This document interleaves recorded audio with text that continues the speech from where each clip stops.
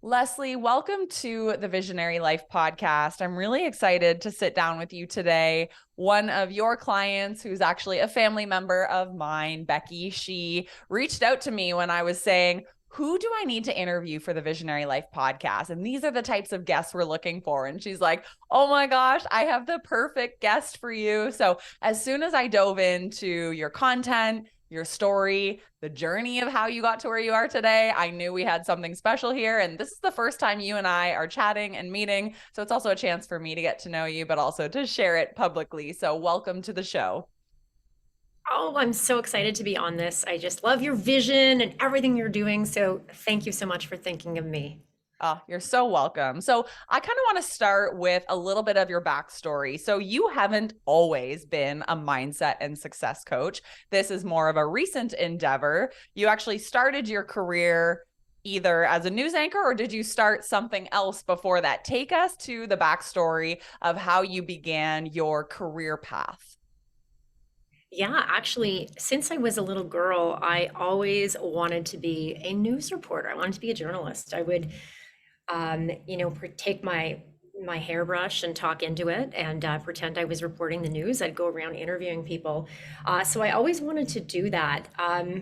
That said, I also made up dances and kind of had fun and discovered fitness early on that really impacted my life as well. So I kind of had this love for both passions.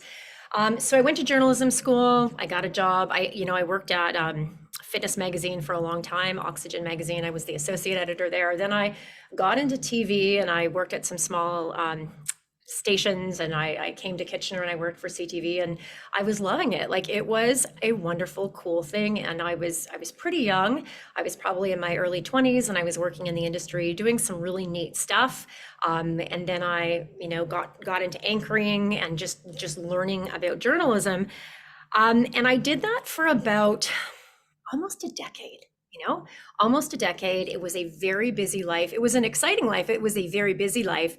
And I soon realized, this passion for health. I was still teaching fitness classes on the side. It's something that I started to do in high school. But I noticed there was really an imbalance to my life.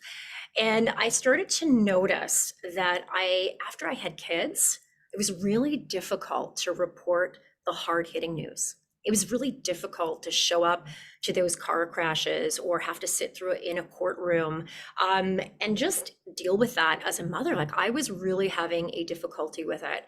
And so I thought, you know what, I'm going to hire a coach and just try to get things together because, I've wanted to do this my whole life. My goal was CNN. This is what I'm going to do. So I hired a coach, and anyone who's gone through coaching knows it kind of rocks your world in so many amazing ways. Yeah. But right. But what I discovered through the process is I wasn't in line with what I thought I wanted to do my entire life, which was be a journalist. I loved the storytelling. I loved the excitement of it, but I didn't like reporting the negativity. I truly believe we become what we focus on. So what was happening to me is I was feeling uncomfortable watching those news stories, not being able to properly do my job when I showed up at a crime scene, or I would feel affected for the next few days. As I was noticing through coaching, I discovered an inconsistency with my values, right? And I think anyone can relate to that. You start to notice things that you're really not happy with, but you're not sure how to change it. So I hired a coach. That changed my world, and I realized I needed to go back to what really lit me up as a human being. I was actually teaching fitness classes, something I started to do in high school, which is crazy. Um, but it was going to be a little bit different because through coaching, I also was really into personal development. Again, I was thinking I was going to go to CNN. I was really into personal development. So I went and I trained to become, it was called Life Success Consulting back then through Bob Proctor. So I was actually a mindset coach first.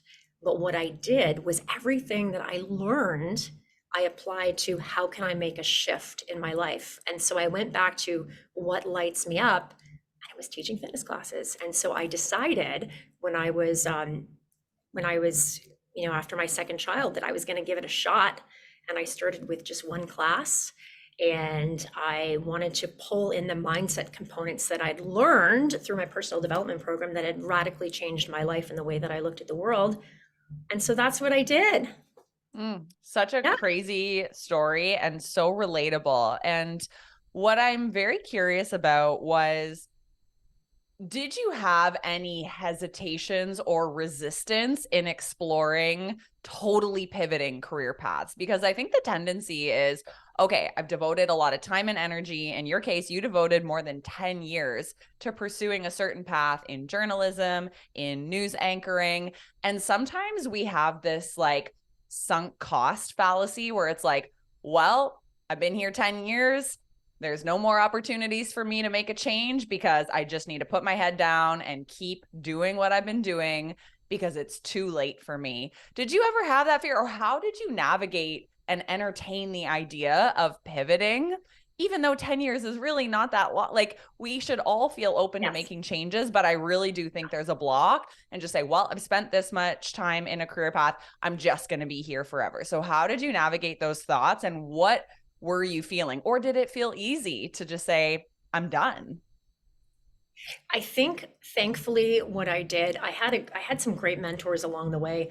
And one mentor told me, and I tell this to all my clients and anyone I'm working with, whether it's it's mindset coaching or whether it's just getting fit, is wherever you are at right now, you have the moment now to change. Meaning if you're unhappy with your current results, like in your job, you want to just work on yourself and grow yourself in that moment. And as you grow yourself and, really looking at your thoughts, beliefs, taking responsibility, as you grow, you're going to naturally grow out of that current position. And I think that's what happened to me. At first, you have that stress feeling like I've put everything into this, like this is all I know. But the more you invest in yourself and growing yourself and understanding that you do have unlimited, amazing potential, it's just allowing that to flow through. That I think just gave me the confidence to just keep going. And a lot of it was intuitive because once you start to really work on your mindset and look at how are you causing your own results and take responsibility, you know that you can really change the path. And so I think that that really played itself out. And so I can still remember the day that I quit my job. I quit this job. It was, pretty well paying. I was like done. I was walking through Walmart and I remember thinking, oh my gosh, I just quit my job. I just quit my job. But then this feeling of freedom, like, oh my gosh, there's a world outside of news. And anyone I talk to in the news industry, I always say, guys, for so long, we're so focused, right? And what you focus on grows. You think that's all there is, but there is so much more. It's just allowing yourself to see it. And it was a really freeing feeling. Now, it doesn't mean that it was like rainbows and roses, Yeah. but I think that I knew, listen, I've also heard that the term you burn the bridges, you gotta, there's no backup plan. You make it work because that's what you gotta do, right? And so I think that's also what I did. Yeah. And I think there's so many ways to approach it, right? Some people need to burn all the bridges, do the quitting thing, and then just go all in on their next project. Some people are like, okay, I'm going to mitigate risk. And I think there's space for whatever level of risk you're willing to adopt. And just knowing that, like, you're always going to have to incur some type of risk, but you can always do like the slow burning of the bridge. But yeah, I can only imagine that feeling of just saying, okay, we are done with this career and I'm going all in on the next thing. So what did that transition look like for you? How did you start to bring out this new business idea? You were teaching classes, I guess, but how did the business start to unfold? What were some of the first things you did to bring it to life? Yeah, I remember I had the idea that I wanted to do this. And so I thought, I really wanted to do it in Cambridge because at that time in Cambridge, Ontario, there weren't a whole lot of fitness options. I had moved from Waterloo. There was a lot. I was working at some gyms there. I was continuing to, work at gyms and teach fitness classes, even though I was a news reporter and I would still do that. But I thought, you know what, I'm just going to rent some space and I'm going to give this a go. But what I'm going to do differently is I want to bring in the mindset component because I think it's very big. People making any transformation, we think it's the external, but it's actually the internal, how we're programmed, how we see ourselves. Our self-image is so incredibly important. So I wanted to start this kind of like workout group and I wanted to also teach that information. And so I did it. And I don't even, I think I first was like even better after baby or something. I was in the age where I had my kids, I was going to have another one. And so that's kind of where I was going with it. But then we would do class, but then we would also talk about mindset, how it related to our goals. Like I would have everyone write out their goals and do a little bit of visualization. So I was bringing what I had learned and what I had trained in as a Procter Gallagher consultant, I was bringing that in to the program as well. And so that's what happened. And then it started to grow. One person tells another person. I had 3 people. And then it came time where I thought, okay, I think I can leave my job now. And so I did. And I remember it's so funny, I really think vision is so important and where you're going to go and, programming your subconscious mind for success. But I remember like writing it out on a goal card. I call it a goal card when I work with people, what it is that they want. And then the idea is you continue to look at this every day. I had a goal card written out as to what I wanted, and you're not going to know how to achieve it. That's not the point. The point is you just have the vision, right? And I had the vision, and I decided to go out on my own, and I think it was like a couple weeks until my programs were starting, and I don't think I had like only a couple people, right? But I was still focused on my vision, and I was just like, I'm doing this, and don't you know, I had a reporter call me that said that they wanted to do a story on me on, my move from the news or something, and I was like, okay, that's great, that's phenomenal. Well, that article hit, and every single class sold out beyond what I could Wow. even imagine, and that was the start of it. Yeah. But my point is your vision, right? Your faith, and you just got to really visualize. And that's really like, thankfully I had learned those techniques and now I teach them to women. But I learned those techniques and they really helped me. And that's a really cool story, I think. And Mm-hmm. inspiring people who, maybe they want to do something, but they're not sure. You just get that vision so nice and clear.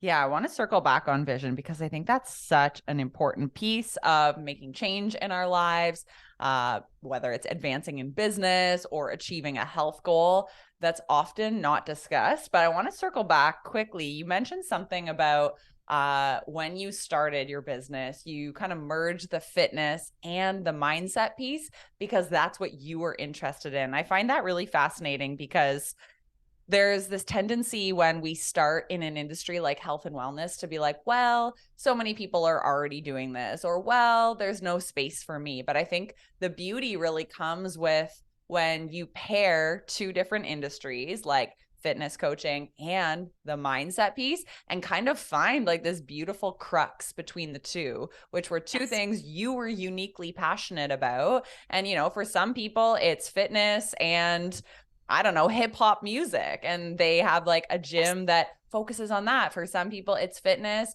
Yes. and motherhood. Like, what are those things that you can uniquely combine and create this unique community that nobody else has created in the area? So I think that's something really important to note. How did you come up with the name of the community? Did it start as Buff Nation? Give us a little overview of what that means to you, and then we're going to circle back to vision. Okay, so it actually started as the Buff Mom, The Buff Mom, I love it. because at the time, we were, helping women. I was finding that there wasn't a whole lot of options. This is like, I'm trying to think of how many years ago. This was maybe 13 years ago. It was a very different climate. Life coaching was not even around. Like when I No. started to train as a coach, like no one was doing this. And so it was kind of a little bit out there. It's a lot more common now. So bringing those concepts together was kind of like strange.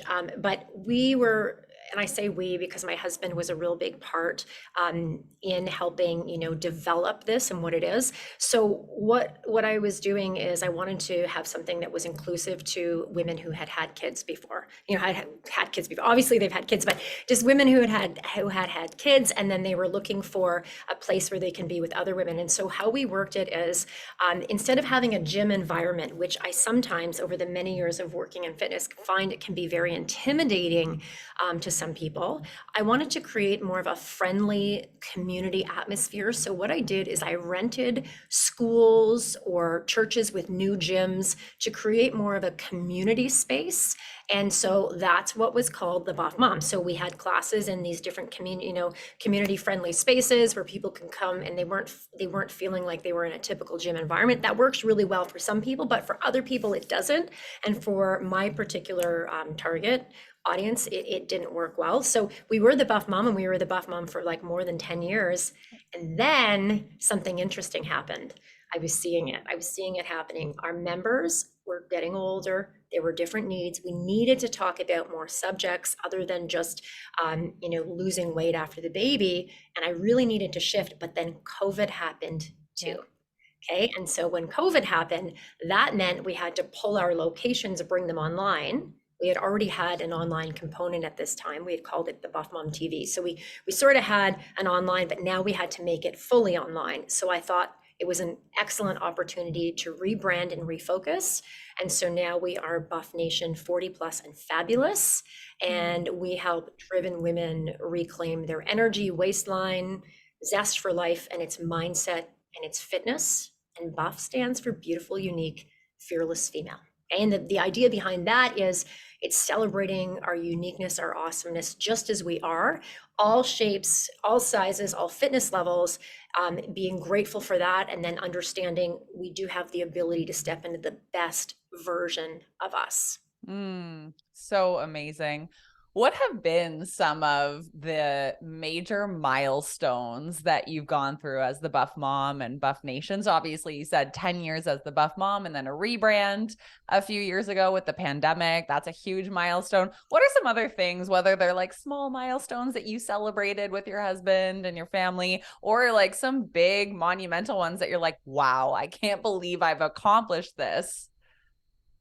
Yeah, I think back when we first wanted to bring video workouts to the world, like nobody was doing that. And I think it was so crazy. Like we were building membership sites. We have a membership site now before people were doing it because they had to have a way to access this. And we were piecing it together in technology. And now there's platforms. I mean, now we use Kajabi, and there's so many other platforms. But when we started, we were just like piecing it together. We were creating lighting grids in our basement with our outside like outside spotlights because we have broadcasting background. My husband is a genius. Now he has a real estate video marketing company, but back then he was an anchor as well, but he loved the technical side. So we were building we created a green screen with a green curtain in our basement. And we were using it to shoot videos and then upload it to our portal that members could work out at home when they couldn't come to class. So I think of where we started and how technology has changed. And there's so much opportunity for entrepreneurs now to really just take even a plug and play and be able to serve their audience really well, like great technology that's out there. So I would say that for sure.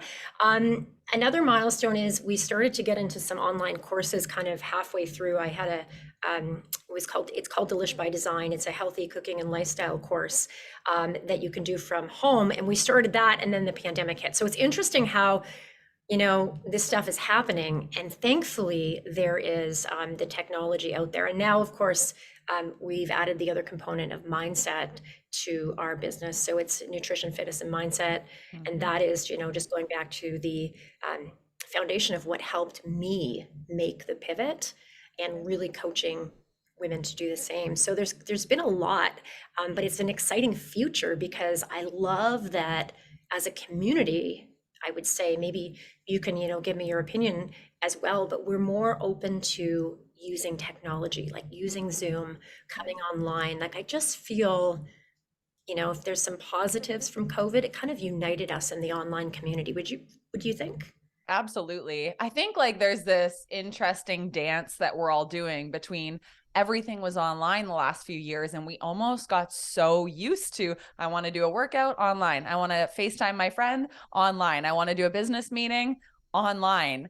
And we're almost like trying to strike a bit more of a balance these days. It's like, okay, I want the accessibility and the ease of having online options, but I also love being invited to an in-person event, whether it's once a quarter, once a season, once a month. But it's just like knowing that I can still meet people in real life and knowing that we still have social skills that we need to cultivate and work on, and that like there's so much connection with seeing people in the physical realm. But I do think that life is busy, and we are all so grateful that if I want to pull up a Zoom video and do a workout with you or watch a course, that I can actually just do it on my own time.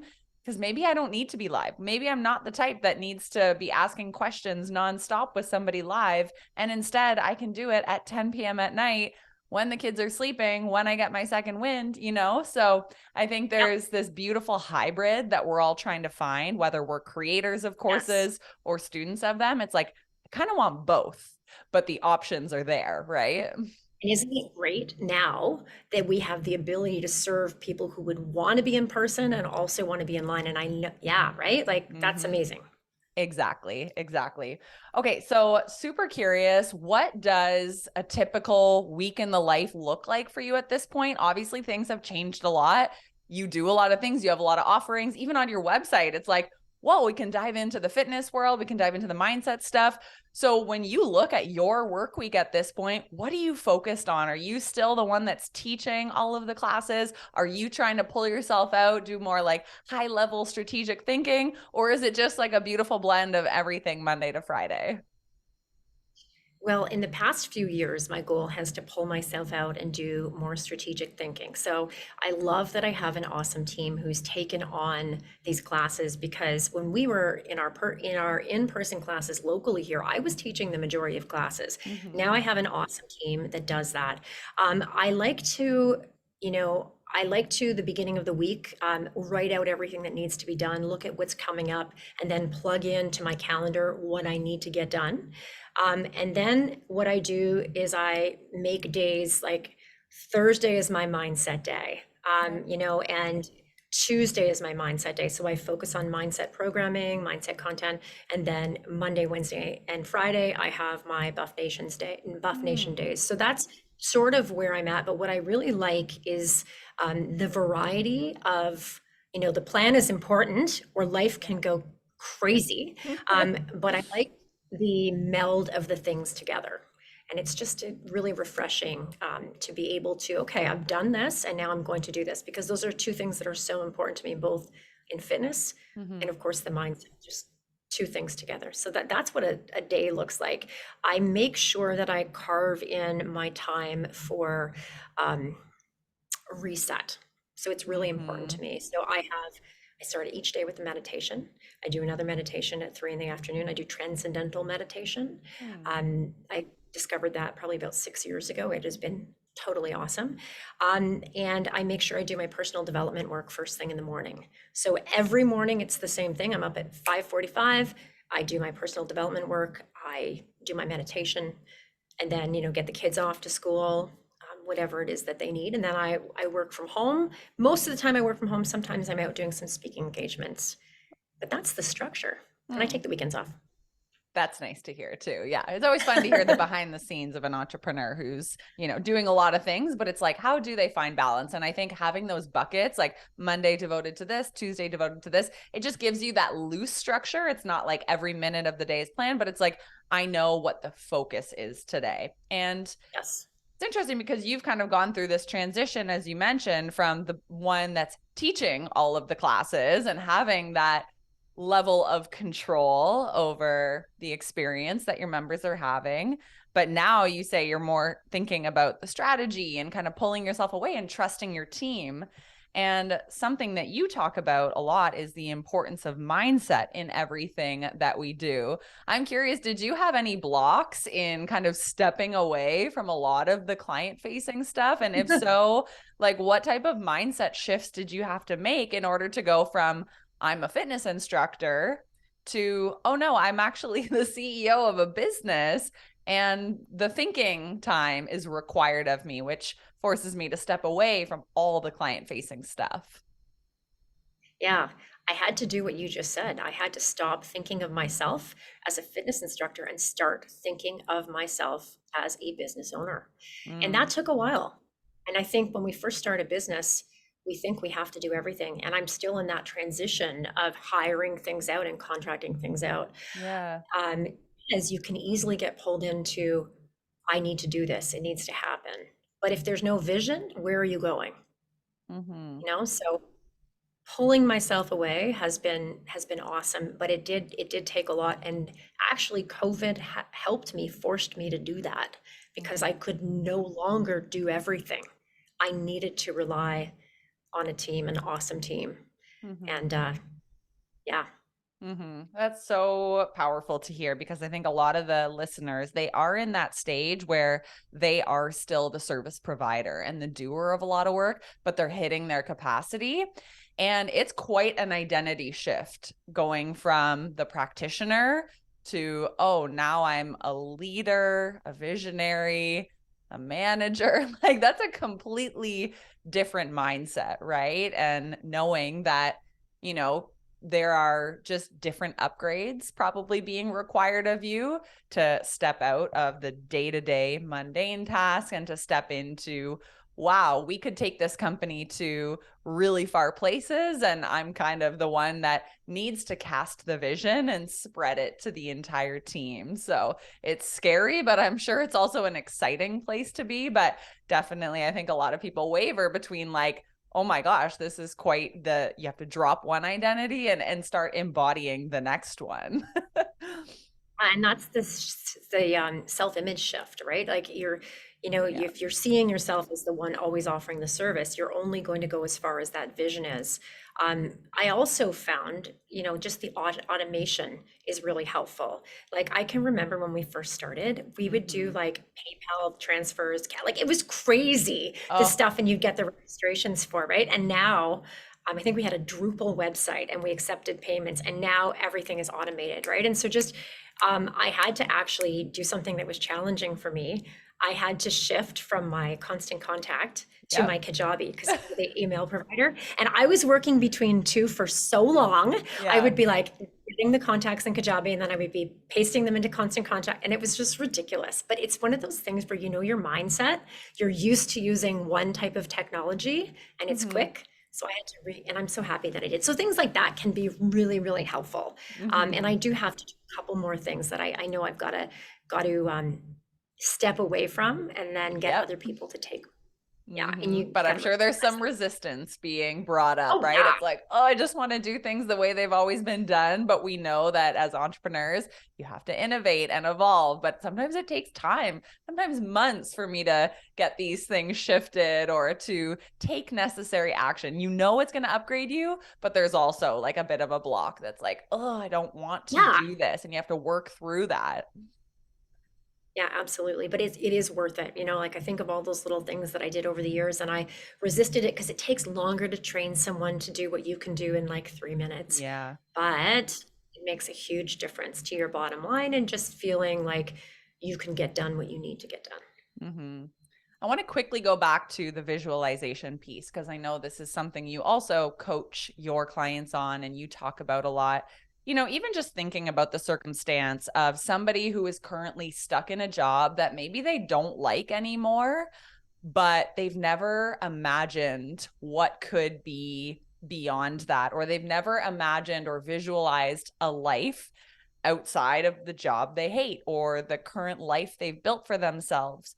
Do you have any tips for somebody who is intrigued by this concept of visualization? Or I think you talked about like almost like goal setting on cards and, you know, just allowing your brain to think of what else is possible. Any tips for somebody who's feeling maybe stuck or unfulfilled? How could they use visualization to start thinking about a better future? Yeah, I think we first have to tell ourselves that it's possible. And how we tell ourselves it's possible is by looking for other people who have done it.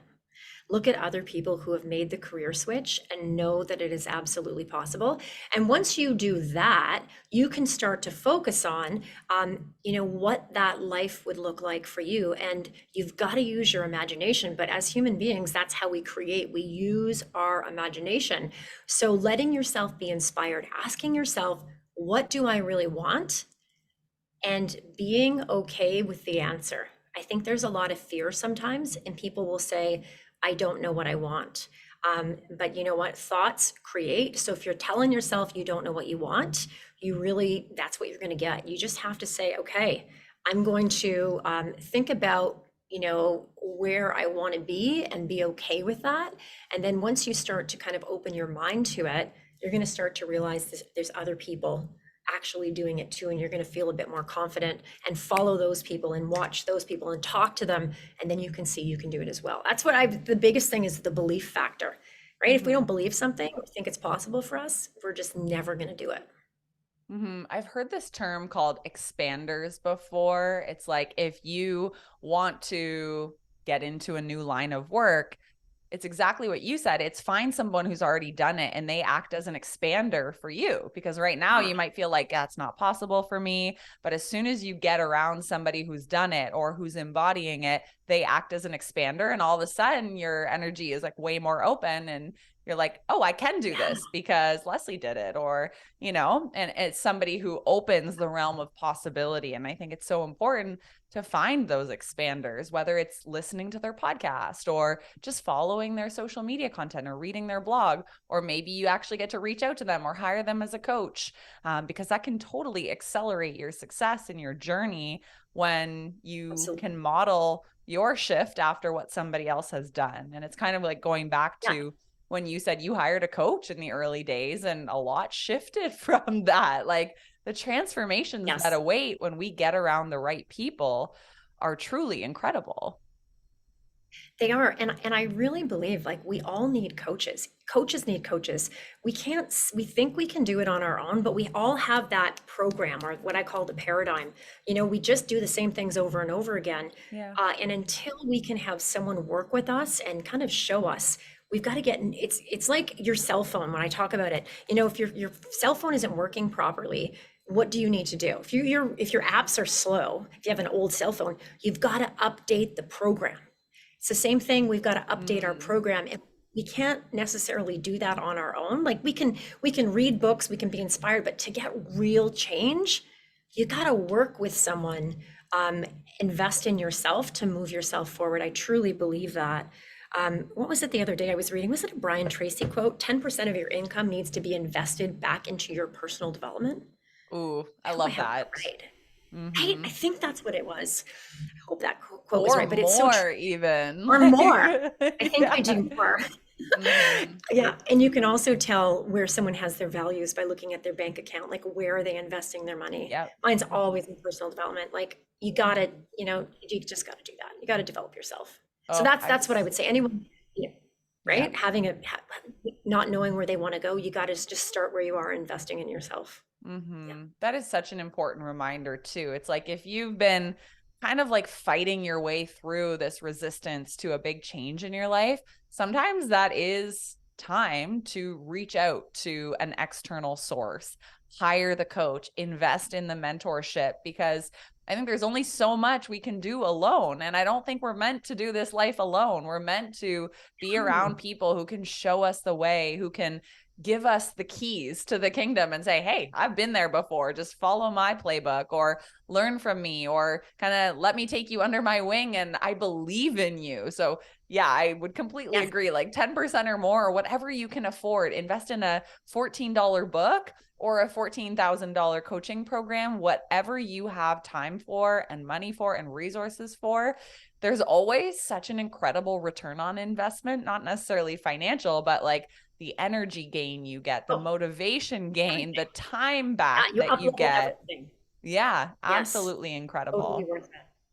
So, I always say, like, invest yourself has the best rate of return, right? Like that is, you can count on you. It's going to have a higher rate of return than anything, because it's going to allow you to show up as that best version at a higher frequency and have a completely different experience in life. So true.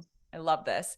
So I'm curious, what does Buff Nation have going on right now? How can people get involved in your coaching programs, your courses? Give us kind of a rundown of anything exciting that's coming up and what you're currently working on. Yeah, you can find us at wearebuffnation.com. We've got our online transform program. It is 6 weeks. That's coming up very, very soon. So you can check that out. And we also have our 7 weeks to a shift program. It is a personal development program, and that is open for registration now. It's 7 weeks of personal development, really helping you live a life of passion, purpose, and fulfillment in any area. So we talk about all this stuff that we're just talking about now. That's what we got going on. So exciting. And why don't we leave the listeners with just one tip for if they're feeling stuck or if they're feeling unmotivated, or, those weeks or months that go by and you're like, I just don't feel like I'm on the right path and things feel blah right now. From your experience, what is one thing that that person can do to just shift their energy, to reset their mindset, or to just improve the state that they're currently in? Okay, so if I could only give you one thing, it would be um, energy flows where focus grows. I think that's an Anthony Robbins quote, but it's so true. What we focus on grows. So you need to ask yourself, who do I want to show up as? Who Mm. do I want to be? And actually make a list. I want to be fit. I want to be healthy. I want to be energized. I want to be abundant. I want to be inspiring. I want to be the kind of person who, when I say something, I want to follow through and do it. I want to be wealthy. I want to be adventurous. You need to think of your vision of you every single day. You got to Mm. look at that. So if you're feeling unmotivated, it's because you're thinking of the vision you don't want to be. So you need to turn it around and think of the person you do want to be and sit with that for a bit, let the inspiration come, and then take the inspiration that comes to you. Ooh, I love that. So making our who do I want to become list instead of focusing on who I currently am or the parts of myself that I don't like or don't admire. Such a powerful tip. Well, Leslie, thank you so much. If people want to find you on Instagram, we will link it in the show notes. We will link all of your upcoming offerings in the show notes as well. So we wish you all of the best and just appreciate all of the mindset and success tips that you put out there and the really good vibes that you are spreading with your community. So thank you so much for sharing your story today. Thank you so much for having me on. It's been fun.